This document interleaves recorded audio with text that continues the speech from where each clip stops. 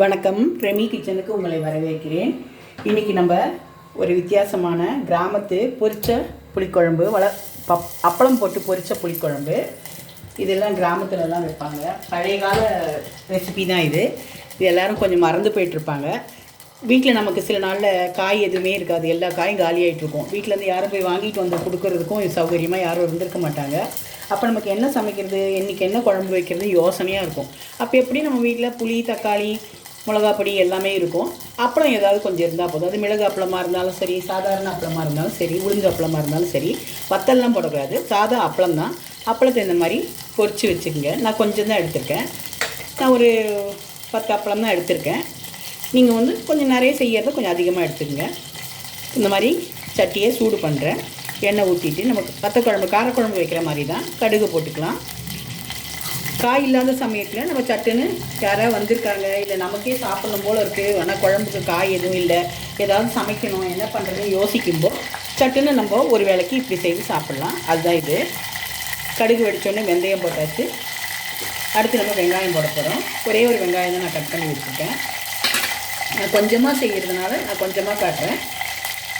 நீங்கள் நிறைய செய்கிறது நிறைய பேர் இருக்கீங்க, நிறைய செய்கிறது இதே பொருளுங்களாம் கொஞ்சம் அதிகமாக வச்சுருங்க. நான் ஒரு வெங்காயம் தான் எடுத்திருக்கேன், 2 தக்காளி தான் எடுத்திருக்கேன். நீங்கள் கொஞ்சம் அதிகமாக செய்தால் 4 தக்காளி எடுத்துக்கோங்க, 2 வெங்காயம் எடுத்துக்கோங்க. நான் ஒரு நெல்லிக்காய் அளவு தான் புளி எடுத்திருக்கேன். நீங்கள் கொஞ்சம் ஒரு கொய்யாக்காய் அளவு புளி எடுத்துக்கோங்க.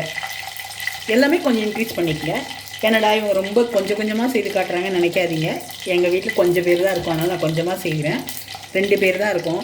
நிறைய பேர் தான் நிறைய செய்யலாம். எது ஃபுட்டை வேஸ்ட் பண்ணக்கூடாது இல்லையா? செய்துட்டு எதுக்கு வேஸ்ட் பண்ணணும்? கஷ்டப்பட்டு செய்கிறோம், கஷ்டப்பட்டு சம்பாதிச்சு பொருள் வாங்கி நம்ம சமைக்கிறோம். அது எதுக்கு வேஸ்ட் பண்ணணும், கீழே கொட்டணும்? அதுக்காக நான் கொஞ்சமாக செய்து காட்டுறேன். உங்கள் வீட்டில் நிறைய பேர் இருந்தீங்கன்னா கொஞ்சம் அதிகமாக போட்டு செய்துக்குங்க. இந்த பச்சை மிளகாவை இந்த மாதிரி கிள்ளி போட்டுப்போம். ஒரு 10 பல், ஒரு 5-6 பல், 10 இல்லை ஒரு 5-6 பல் பூண்டு அப்படின்னு நசுக்கி போட்டுப்போம். பூண்டு அப்படி எண்ணெயில் போட்டு வதக்கினீங்கன்னா நல்ல வாசனை வரும், நல்லாயிருக்கும் டேஸ்ட்டு. அதுக்காக தான் வத்தக்குழம்பு எப்போ செய்யும்போது இந்த மாதிரி பூண்டை பொரித்து போட்டிங்கன்னா ரொம்ப நல்லாயிருக்கும். அப்புறமா வெங்காயத்தை இந்த மாதிரி உதுத்து விட்டுங்க. ஒரே ஒரு வெங்காயம் தான் நான் எடுத்திருக்கேன். கொஞ்சம் அதிகமாக வேணுன்னா 2 வெங்காயம் எடுத்துக்கங்க. நான் கொஞ்சமாக செய்கிறதுனால ஒரு வெங்காயம் தான் எடுத்திருக்கேன். ஸ்டவ்வை கொஞ்சம் ஹை ஃப்ளேமில் வச்சுக்கலாம். பூண்டு வதங்கும்போது கொஞ்சம் சிம்மில் வச்சுக்கோங்க. வெங்காயம் போட்டோன்னா கொஞ்சம் ஹை ஃப்ளேமில் வச்சுக்கலாம். இப்போ வெங்காயம் வதங்கட்டும். வதங்கமே நம்ம உப்பு போட்டுக்கலாம். வெங்காயம் வதங்கும் உப்பு போட்டால் சீக்கிரம் வதங்கும் சொல்லுவாங்க. புளிக்குழம்புக்கான உப்பு போட்டுப்போம். அப்பளத்தில் வேறு கொஞ்சம் புளி இருக்கும், அதனால் பார்த்து போடுங்க. புளி இல்லை, அப்பளத்தில் உப்பு இருக்கும். சாரி, தப்பாக சொல்லிட்டேன். அப்பளத்தில் உப்பு இருக்கும், அதனால் உப்பு போடும்போது கொஞ்சம் பார்த்து போடுங்க. கொஞ்சம் மஞ்சத்தூள் போட்டுங்க.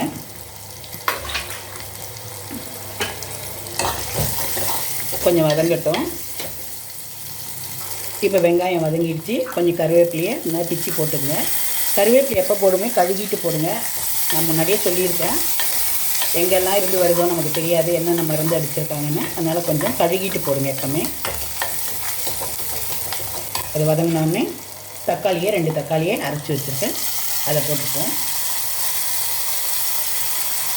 தக்காளியை நம்ம அரைச்சி போட்டோம்னா குழம்பு நல்லா கெட்டியாக வரும்.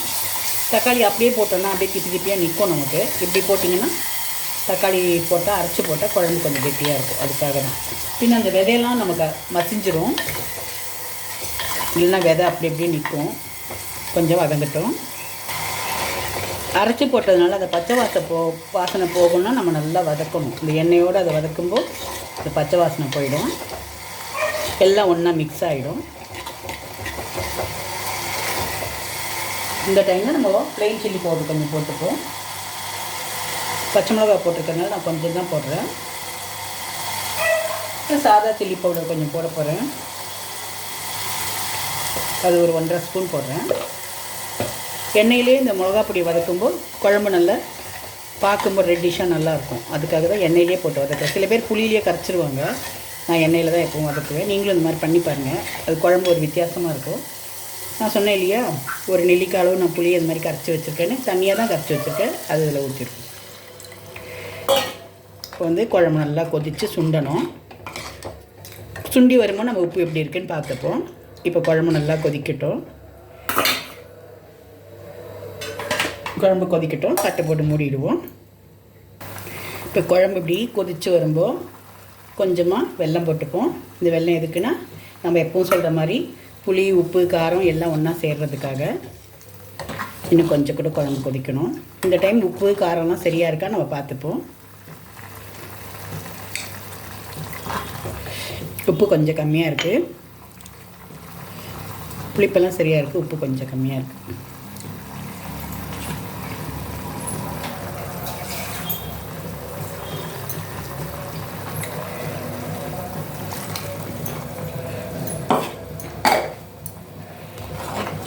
குழம்பு கொதிக்கட்டும்.